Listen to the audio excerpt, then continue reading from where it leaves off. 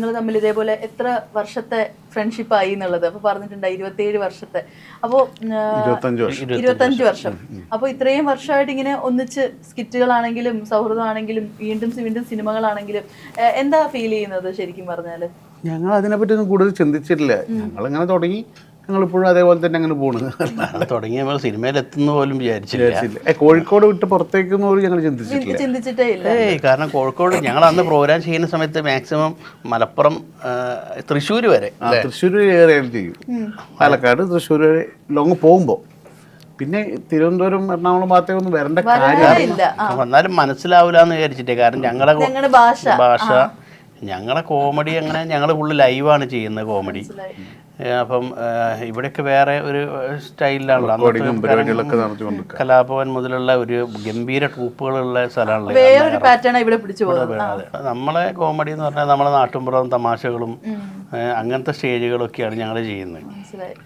ഈ കലാഭവൻ്റെ ഒക്കെ വണ്ടിയൊക്കെ നമ്മൾ നാട്ടിലൂടെ ബോർഡ് വെച്ച് കാണുമ്പോൾ അപ്പോഴും തന്നെ ഒരു ആളലോടെ കണ്ടിരുന്ന ആൾക്കാരായ ഞങ്ങൾ. അപ്പോൾ അയ്യോ കലാഭവൻ, കൊച്ചിൻ കലാഭവൻ്റെ, അതിൽ നിന്ന് നേരെ സിനിമയിലേക്ക്. പക്ഷെ ചിന്തിച്ചിട്ട് കാര്യമില്ലാത്ത ലെവലിൽ നമ്മൾ കോഴിക്കോട് ആ ഭാഗങ്ങളിലൊക്കെ പ്രോഗ്രാം ചെയ്ത്. കലാഭവന്റെ പ്രോഗ്രാമിന് വലിയ ബസ്സാണ്. കൊച്ചിൻ കലാഭവൻ എന്ന് പറഞ്ഞിട്ട് ഒരു ബസ് വന്ന് നിൽക്കുമ്പോൾ ഭയങ്കര സംഭവമായിരുന്നു. കാരണം ഒരു സൗണ്ട്സ് ഒക്കെ ഇറക്കി, സൗണ്ടൊക്കെ സെറ്റ് ചെയ്ത്, ഓർക്കസ്ട്ര, അതിന്റെ ഗ്യാപ്പിൽ മിമിക്രി. അന്ന് ഇതൊക്കെ മറ്റേ കാസറ്റ് ഒക്കെ വാങ്ങാൻ കിട്ടത്തില്ലേ, അങ്ങനെയൊക്കെ കളക്ഷൻ ഒക്കെ ഉണ്ടായിരുന്നു ഇവരുടെ. അന്ന് ഞങ്ങൾ ഓണത്തിന്റെ പുട്ട് കച്ചവടം, തേമാവലി, കൊമ്പത്ത്, ഇതൊക്കെ. ഇത് നമ്മൾ ഇന്നിപ്പോൾ സിനിമ ഒക്കെ കാണും ഇരിക്കുമ്പോൾ കാസറ്റ്, പിന്നെ CD. പണ്ട് അതിന് മുമ്പ് ഞങ്ങൾ കാസറ്റ് കേൾക്കാനുള്ള കാസറ്റ് ഇട്ടിട്ട് ഫാമിലി ചുറ്റും എല്ലാവരും കൂടെ കേട്ട് ഇത് കേൾക്കാൻ, സിനിമ കാണാതിരിക്കുന്ന പോലെ ഇത് കേൾക്കാനിരിക്കുന്നു. അപ്പൊ അതിൽ നിന്നൊക്കെ ഈ നിങ്ങൾക്ക് സ്കിറ്റിന്റെ ഐഡിയാസ് ഒക്കെ നിങ്ങളുടേതായിട്ടുള്ള രീതിയിൽ മാറ്റി ചെയ്തിട്ടൊക്കെ ഉണ്ടോ? ഉണ്ട്. ഞാൻ പിന്നെ ഇവരെ കാസറ്റിലെ ചെറിയ ചെറിയ സ്കിറ്റൊക്കെ ഞാനും ദേവനും കൂടി അന്ന് 8ാം ക്ലാസ് പഠിക്കുന്ന സമയത്ത് ചെറിയ സ്കിറ്റ് എടുത്ത് ഞങ്ങൾ അന്ന് സ്കൂളിൽ സാഹിത്യ സമാജം എന്ന് പറഞ്ഞൊരു സംഭവം ഉണ്ടായിരുന്നു. ആഴ്ച 2 ആഴ്ച കൂടുമ്പോൾ ഒക്കെ ആ ഇതിൽ ചെറിയ ചെറിയ സ്കിറ്റ് അവതരിപ്പിക്കും. അതാണ് ഞാൻ മിമിക്രീൻ്റെ തുടക്കം. ഇതിലേതെങ്കിലും റിലേറ്റബിൾ ആണോ ഈ കലാഭവന്റെ CD കാസറ്റ് ഒക്കെ ഇട്ട് കാണുന്നത്? പിന്നെ ഞാൻ ഒരുപാട് അന്നൊക്കെ ഈ അച്ഛൻ ഈ TV ഇതൊക്കെ നന്നാക്കുന്ന പണിയായിരുന്നു. അതുപോലെ തന്നെ അച്ഛൻ ഈ വീഡിയോ കാസറ്റ്, സാധാരണ കാസറ്റ് റെക്കോർഡിങ്, വീഡിയോ കാസറ്റ് വാടകയ്ക്ക് കൊടുക്കുന്ന അങ്ങനത്തെ പരിപാടി. അപ്പോൾ ഈ പണ്ട് ഈ കലാഭവൻ്റെയൊക്കെ പ്രോഗ്രാമുകളുടെ വീഡിയോ കാസറ്റുകളൊക്കെ വീട്ടിൽ ഒരുപാട് ഉണ്ടായിരുന്നു. അപ്പോൾ അതൊക്കെ ഇട്ട് ഒരുപാട് കാണാറുണ്ടായിരുന്നു. അതിൽ നിന്ന് സ്കിറ്റുകളൊക്കെ അടിച്ചു മാറ്റി നാട്ടിലെ പരിപാടിക്കും ഒക്കെ ഞങ്ങൾ അങ്ങനെയൊക്കെ ചെയ്യാറുണ്ട്. ഈ ഫോൺ ഇല്ലാത്തൊരു ലൈഫ്, ഒരു കാലഘട്ടം. അതെ. അപ്പൊ ഇപ്പൊ പലരും പറയുന്നുണ്ട് ഇങ്ങനെ ഈ ഡ്യൂ ഡ്രോപ്സിലൊക്കെ പാട്ടുകളൊക്കെ കേൾക്കുമ്പോഴത്തേക്ക് ഭയങ്കര നൊസ്റ്റാൾജി അടിക്കുന്ന പോലെ, അങ്ങനത്തെ ഒരു മെമ്മറി. അപ്പൊ ശരിക്കും പറഞ്ഞാൽ ആ കാലഘട്ടമൊക്കെ മിസ് ചെയ്യുന്നുണ്ടോ? മീൻസ് ഇങ്ങനെ ഇപ്പൊ നമ്മൾ യൂട്യൂബിൽ സെർച്ച് ചെയ്ത് ഇങ്ങനെ കിട്ടുന്നതിനേക്കാളും ഈ കാത്തിരുന്നൊരു സംഭവം കിട്ടുന്നത് ഒരു വേറെ ഫീൽ. പിന്നെ ഞങ്ങൾ ഈ സിനിമാറ്റിക് ഡാൻസ് ഒക്കെ കളിക്കുന്ന ചെറിയ ട്രൂപ്പുകളുണ്ടാവും. അവരുടെ ഗ്യാപ്പിൽ മാട്ട കളിക്കാൻ വേണ്ടി, ചെറിയ ഒരു സ്കിറ്റ് ഒക്കെ കളിക്കാൻ വേണ്ടിയിട്ട് അങ്ങനെ വെയിറ്റ് ചെയ്തൊക്കെ നിൽക്കുന്ന ഒരു കാലഘട്ടമാണ് ഉത്സവത്തിന്റെ ഒക്കെ സമയത്ത്. മനസ്സിലായി. ശരി, ഇപ്പൊ കോമഡിയുടെ ഗ്യാപ്പിലാണ് സിനിമാറ്റിക് ഡാൻസ് ഒക്കെ. അന്ന് സിനിമാറ്റിക് ഡാൻസിന്റെ ഗ്യാപ്പിൽ അവരുടെ ഗ്യാപ്പിൽ മിമിക്രി കളിക്കാൻ പോകുന്നത്. ശരിക്കും പറഞ്ഞാൽ ലൈവ് ഷോസ് ഒക്കെ ചെയ്യുന്നത് ഭയങ്കര ടെൻഷൻ ഉള്ള ഒരു സംഭവം. ഞങ്ങൾക്ക് എളുപ്പം ലൈവ് ചെയ്യാൻ, റെക്കോർഡിംഗ് ആണ് ഞങ്ങൾക്ക് ടെൻഷൻ ഉണ്ടായിരുന്നത്. അതൊക്കെ കറക്റ്റ് ലിപ്സിങ് പരിപാടി ഇവരൊക്കെ ചെയ്യുന്ന കണ്ട് ഞെട്ടിയിട്ടുണ്ട്. ഞങ്ങൾ കോമഡി റിയാലിറ്റി ഷോയിൽ തന്നെ ചെയ്യുമ്പോൾ ഫസ്റ്റ് ഞങ്ങൾ റെക്കോർഡിംഗ് ആയിട്ട് പൊട്ടി പാളീസായി പോയ സാധനമാണ്. ഞങ്ങൾ ലിപ്പ് പിടിക്കാൻ പറ്റാണ്ട് റെക്കോർഡിംഗ് കളിക്കാൻ അറിയില്ലായിരുന്നു. ഒരാളെ കണ്ടു കഴിഞ്ഞാൽ മറ്റേ ആളെ തിരക്കുന്ന പ്രവണതയുണ്ടോ?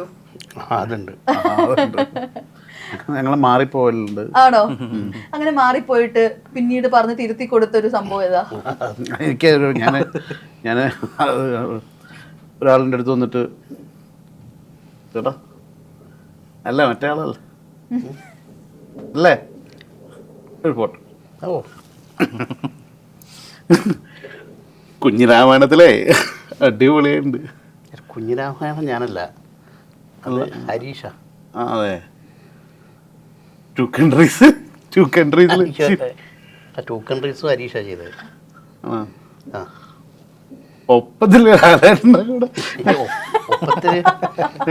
ഹരീഷല്ലേ? ആണോ? ഇയാൾ പോവാ? അല്ല, ഇടുക്കി. അല്ല, പുതിയൊരു പടം ഇറങ്ങാണ്ട്. ഇറങ്ങട്ടെ. എന്നിട്ട് പോയോ? ഒരു പടം ഇറങ്ങാണ്ട്. ഇറങ്ങട്ടെ. തിരിച്ചിങ്ങനെ നടന്നിട്ടുണ്ട് എപ്പോഴെങ്കിലും? ഇല്ല, ചില ക്യാരക്ടറുകളെ മറ്റേ അത് നന്നായിട്ടുണ്ടെന്നൊക്കെ പറയുമ്പോൾ ഞാൻ പറയാം നിർമ്മലാണ്. അധികം നീ ഇവന്റെ ബാബുവേട്ടാന്നുള്ള എന്താണ് ബാബുവേട്ട, ഞാൻ പറയാൻ നിർമ്മലാണ് കേട്ടോ. അങ്ങനെ അങ്ങോട്ടും ഇങ്ങോട്ടും മാറി. എനിക്ക് ആക്സിഡന്റ് പറ്റിയ പരീക്ഷണം ഇപ്പം ഓക്കെ അല്ലേ? കുറേ ആൾക്കാർ ചോദിച്ചിട്ടുണ്ട്. അതൊക്കെ റെഡി ആയില്ലേ, ഇപ്പൊ പഴയ പോലെ സെറ്റ് ആയില്ലേ? മൊത്തത്തിലൊരു ആൾമാറാട്ട പരിപാടിയാണ്. അങ്ങോട്ടും ഇങ്ങോട്ടും ഒക്കെ മാറിപ്പോവും. ഞങ്ങളെ മാറിപ്പോലുണ്ട്. പേരെന്നെ വിളിക്കുമ്പോ ഏറ്റവും കൂടുതൽ ആഫീസ് ശശിയേട്ടനെ വിളിക്കുക. എന്നെ അരീഷേട്ടാ അടിക്ക് അടിക്ക്. അപ്പം ശശിയേട്ടൻ്റെ പേരെങ്കിലും എനിക്കിതാ.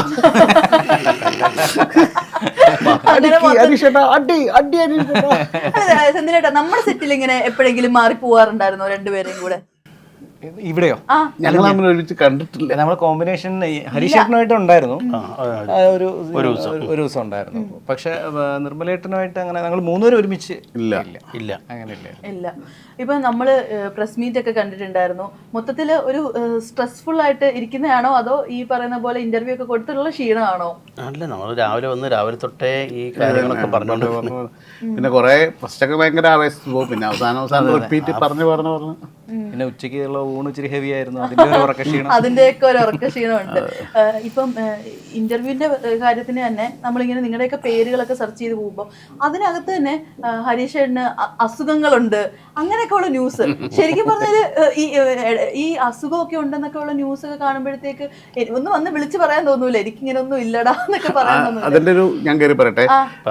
ഞങ്ങളുടെ നാട്ടിലൊരു ഞങ്ങളുടെ സുഹൃത്തുണ്ട്. ആൾക്കുള്ള ലിവറിന് അസുഖം ബാധിച്ച് ഞങ്ങൾ ആൾക്ക് വേണ്ടി കോഴിക്കോട് ബീച്ചിൽ വലിയ ഷോ ചെയ്തിട്ട് ഞങ്ങൾ രാത്രി ഒരുമിച്ച് ഞങ്ങൾ ഭക്ഷണം കഴിച്ച് ഞങ്ങൾ ഒരുമിച്ച് തിരിച്ച് പിരിഞ്ഞതാണ്. രാവിലെയാണ് ഹരീഷ് കണാരൻ്റെ ഗുരുതരാവസ്ഥയിലാണ്. അപ്പം ഇന്നലെ ഒരാൾക്ക് രാത്രി ഞങ്ങൾ ഇത് രാവിലത്തെ ഈ ന്യൂസ് കാണുന്നത്. അപ്പം ഞാൻ തന്നെ ഫേസ്ബുക്കിൽ പോസ്റ്റ് ഇട്ട് ഇന്നലെ വരെ ഈ അസുഖമുള്ള ആളറിഞ്ഞിട്ടില്ല, ഞങ്ങൾ രാത്രിയെ പിരിഞ്ഞത്, എന്തെങ്കിലും ഒന്ന് അറിയിക്കണം എന്നുള്ള രീതിയിൽ ഒരു പോസ്റ്റ് ഇട്ട്.